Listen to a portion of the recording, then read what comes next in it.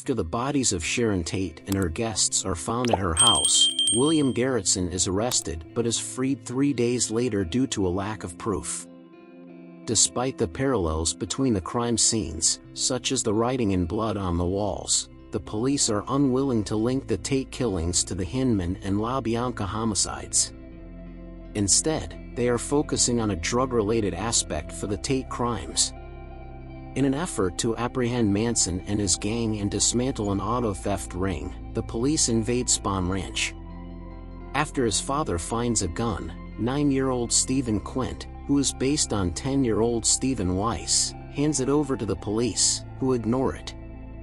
Following their release from prison, the Manson family informs authorities that they have relocated to Barker Ranch and that Susan Atkins was implicated in the Hinman murder. The two girls, Stephanie Mark, modeled after Stephanie Schramm, and Kitty Lutzinger, are running from Death Valley. After being apprehended, Susan tells her fellow prisoner Ronnie Howard that she was responsible for 11 further deaths in addition to the death of Sharon Tate. Danny DiCarlo, who conducts a tour of Spahn Ranch and claims that Manson had a .22 caliber Buntline revolver like the one used in the killings, is interviewed by Los Angeles District Attorney Vincent Bugliosi. When Ronnie Howard gets a call, she informs the murder section about Susan's confession. In order to allow Manson enough time to gather evidence for the grand jury investigating the killings, Bugliosi asks that bail be set high for Manson's prosecution over the burning of municipal earth-moving machinery. Bugliosi conducts interviews with the Manson girls and secures arrest warrants for those involved in the murders. While Patricia Krenwinkel and Tex Watson's fingerprints match those discovered at the Tate residence, Linda Kasabian surrenders herself in accordance with the warrant.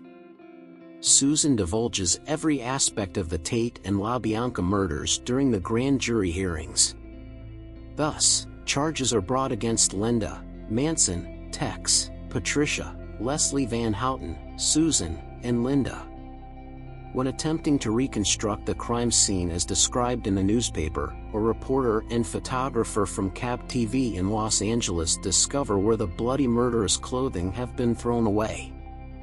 When Stephen's father phones the police to inquire about the .22 revolver, they hang up on him, telling him they don't have time for him. To make the investigators look bad, he tells the story to the news. Ballistics testing is used by Bugliosi to connect the gun to the weapon that injured Jay Sebring. When Manson decides to represent himself in court, Bugliosi manipulates him into asking for more time, which allows Manson to have more time to build a more compelling case.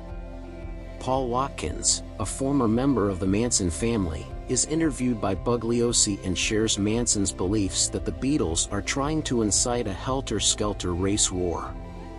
Despite several protests from the defense attorney, Linda Kasabian testifies during the trial about the Tate and LaBianca murders. Manson tries to jump on the judge at one point but is stopped. He insists on testifying, which largely serves to undermine him.